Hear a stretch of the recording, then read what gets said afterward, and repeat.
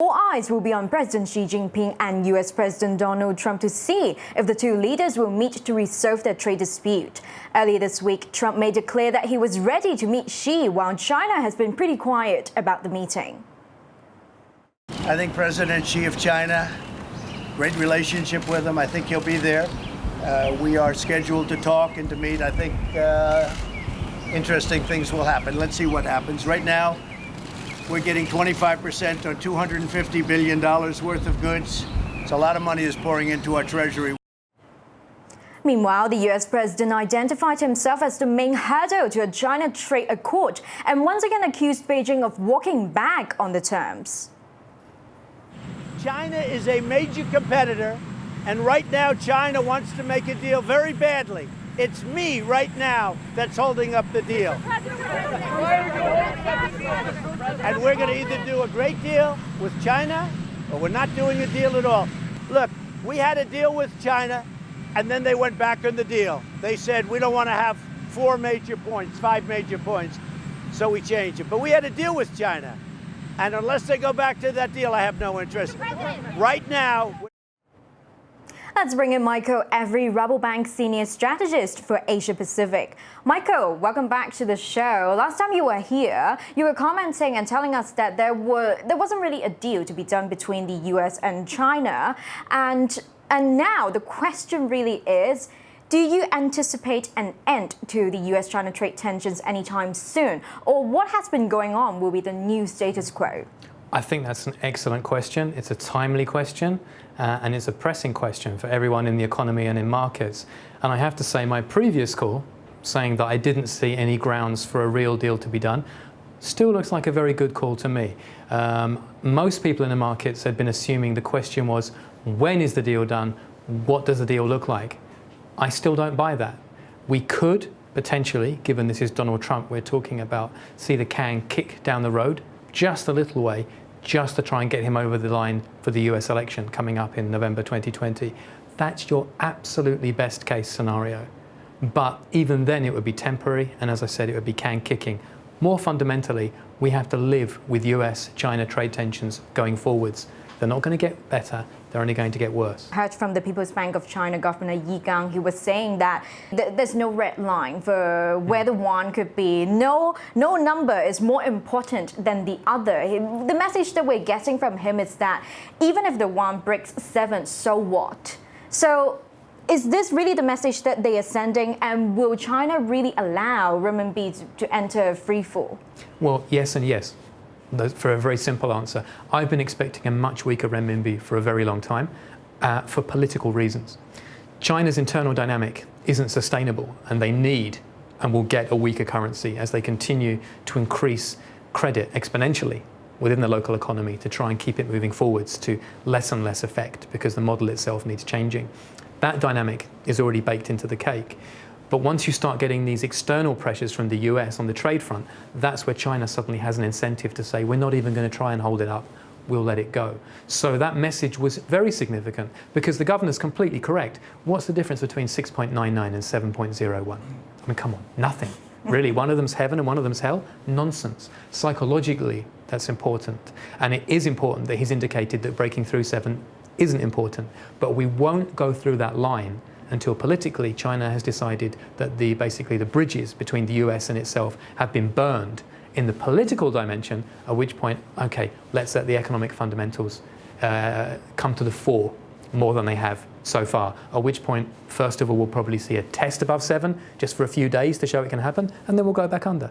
And then we'll do it again and we'll go back under. Then gradually we'll be 7.10, and then maybe 7.15, 7.20. But fundamentally, if the US and China come to loggerheads, you can make a credible argument that it goes all the way past 8. That's a much more realistic number if the two countries are really at loggerheads. All right, Michael, hold that thought. You are staying with us. But still to come on the program, China's economic data in May does not paint a positive picture about its economy. We'll be discussing that and beyond next. Do stay tuned.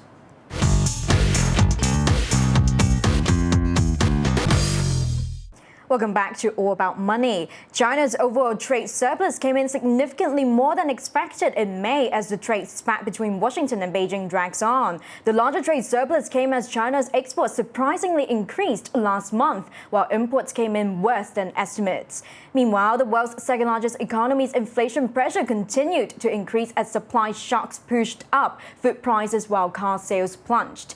Still with us is Michael Every, Rabobank Senior Strategist for Asia Pacific. Michael, now the word recession has been repeatedly involved in the recent discussions in terms of the current global economic situation. So in terms of the US-China trade dispute, can it really cause a recession in any part of the world? Well, it could do, depending on how it plays out. Let me just qualify that we've been expecting US recession for some time anyway. And this just adds at the edge or at the margin extra pressures that make it more likely. It's not the only factor leading us towards that, but it certainly doesn't help.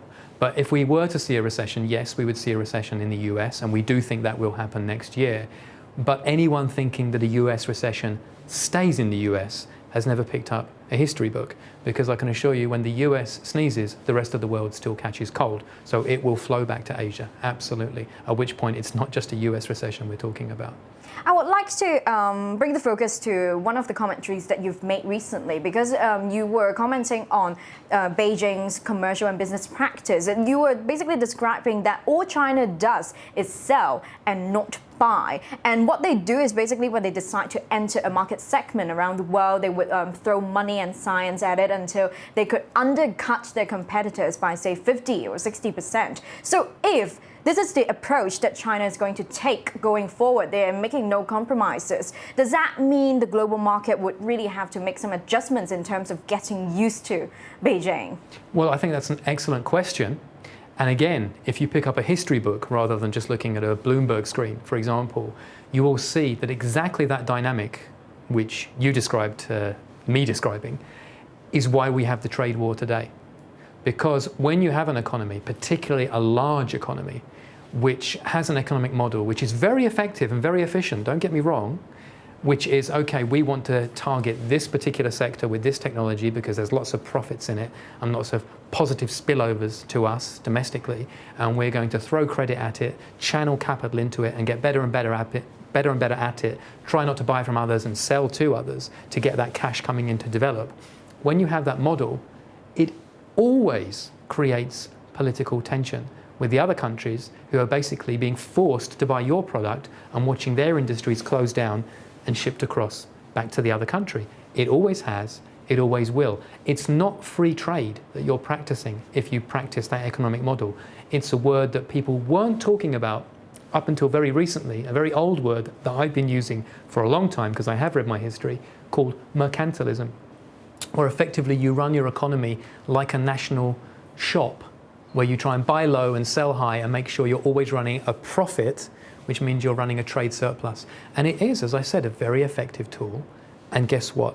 It creates enormous political tensions on the other side. In fact, if we rewind back into history, the last time we saw a really major economy emerge on the map, following this economic model, growing aggressively and looking for a bigger role on the world stage to match the growing power that was going alongside its economy based on this model, it was Germany before World War I. Well, that didn't end too well. That ended in World War I. I'm not the only one saying this, but that's the kind of dynamic you saw there. Post-World War II, Japan used this growth model. And of course, the US and Japan had a huge trade spat in the 1980s that ended up with the Plaza Accord, where the yen was forced through the roof. Japan blew a bubble to compensate, it burst, and Japan has never recovered. So we don't see positive follow-through globally on the back of a large and important economy using this particular model.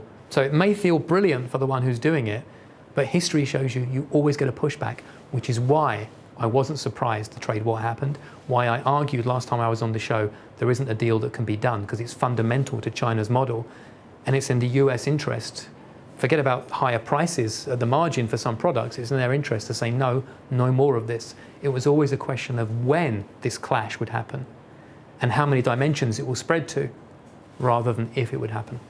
Now, on the monetary policy front, because you just mentioned that when the US sneezes, it's going to cause some ripples or say impact to the global markets. So emerging market currencies and stocks, they got a bit of a boost from weak US jobs data last week. But adding to the momentum, the PBOC Governor Yi Gang, he was saying that the PBOC has tremendous room in terms of adjusting their monetary policy. So does that mean the PBOC really have the leverage to offset the impact from the US-China trade war? And on the US side, does the Fed really have a choice but to, say, match some of the monetary policies? Well, let's start with the Fed. The Fed will be cutting rates. We think they'll be cutting rates aggressively. It's still incredible to me that at the end of last year, you still had many major investment banks saying that this year the Fed would be raising rates 2, 3, 4 times, interest rates would be going up, the bond yield curve will be shifting higher. Our house view then was no, the Fed would be cutting rates this year. They'd already made a mistake and bond yields would be going down. So we were in a very significant minority. Suddenly everyone is singing our tune very, very loudly and pretending what they were singing 6 months ago, which is very convenient. The Fed will be cutting rates. They have no other choice. China is quite correct. They have enormous room, particularly because they have a quasi-command economy rather than a true market economy. And yes, they can absolutely slash interest rates. Yes, they can absolutely increase government borrowing even more. Yes, the PBOC can tell state banks to lend to build X, Y, Z, even if it's not necessary. But there's no such thing as a free lunch. If China's going to do that, the renminbi is going to be much, much, much weaker as a consequence, which is where you get to the kind of 8 figure that I'm talking about. You can't possibly pump up your economy like that and keep a strong currency. Right, in terms of ammunition that we've been talking about throughout the conversation, obviously one of the headwinds that might be impacting US firms, say when they have a presence in this part of the world, especially here in Hong Kong, would be the Hong Kong government's extradition law amendment plans, whether or not it's intended to be part of the weapon that, say, Beijing would like to use to fight this trade war. So what are some of the immediate impact that US firms would have, say, once the plans are passed, and what are some of the risks coming out? Well, let's put all personal opinions aside because this is a very contentious issue. Let's just listen to what the key players involved are saying. And you've had open warnings from very important US politicians saying if that law is passed, that they will have to reassess the 1962 legislation which recognizes Hong Kong as a separate legal entity from China. Now, does that reassessment mean they will downgrade them and say Hong Kong is China? I would argue possibly. In fact, I would argue there's a better than 50-50 chance they will do that. Why? Because if this happens against a backdrop of an escalating trade war, let's presume that's happening and the G20 produces nothing, it's the US who will be looking for pressure points on China and China looking for pressure points on the US. And Hong Kong is a major economic engine for China, not so much in terms of the real economy, but in terms of the financial economy and the excellent infrastructure, world-class infrastructure you have here for capital raising for Chinese firms. If the US doesn't recognize Hong Kong as a separate entity, and it's already closing down its capital markets to Chinese firms, you can't list easily as a Chinese firm now. In a few years, possibly, you may have to delist if you've already listed there. Logically, if you're thinking you're the US and you're looking for pressure points, I would suggest it's logical that they will say Hong Kong is the next pressure point, and they say, fine, we're not going to allow anyone to use the US dollar here, which is our currency, in the way it's been used until now. And that would put enormous, enormous obstacles in the path of day-to-day financial market business in Hong Kong. And as I said, this is not my view. This is just looking at what the Americans are saying. Now, in terms of on the performance of the Chinese economy, obviously we've recently got the May econ data from China, and the trade data, say exports, it was still stronger than expected, and some would credit that kind of number to exporters and importers front-loading activity. But then also we were seeing there's some pressure on inflation in China, and also in terms of car sales not doing so well. So what kind of picture are you seeing in terms of the Chinese economic performance at this moment? It's not very positive, to put it mildly. I mean, imports down 8.5% year on year. Usually, in a major economy, that's not compatible with growing 6.5%. That suggests you're in recession. to be blunt, when imports are falling that sharply. Exports were up a little, and as you said, that's all front loading ahead of the next phase of the trade war. If it does escalate, those exports will be down too, and then you have the entire trade sector shrinking. Is not positive for any economy, whether it's China or anybody else. Car sales now, you can say there are tax measures that are involved with that one way or the other, but again, it's a major part of the economy and it's down 12% year on year. None of this, if I showed you like here are 3 pieces of data for a random economy and I didn't say which one it was, exports are up maybe 2%, but we're not quite sure if that's going to last. Imports are down 8.5% and car sales are down 12%. And I said, how fast is that economy growing? I don't think you would say 6.5%. So it's not a positive picture when you look at the totality of it. Right, but in terms of investment opportunities, last time you were here, you were mentioning one of the factors that could guide investment decisions right now would be in terms of what investors are positive about. But from the picture that we're looking at, there isn't much to be positive about. In your view, are there any safe places, like would say gold be a safe place for investors? Well, I don't want to give investment advice. I have to make that very clear. That's not part of my job. I'm much more about mitigating risk on balance sheets for corporate clients. So those are 2 very different activities. My personal view is that gold belongs on your finger or in your teeth, if you can't afford anything else. But yes, you can make a short-term argument that in this environment people might want to put their money in it, but I don't think it's necessarily an asset in and of itself that one should pay too much attention to. In terms of this backdrop and saying, is there any positive outlook? First of all, it's all about understanding that life right now is political. Everything we're seeing around us on all fronts is political. And how those political jigsaw puzzles are solved or not solved will tell you where opportunities lie.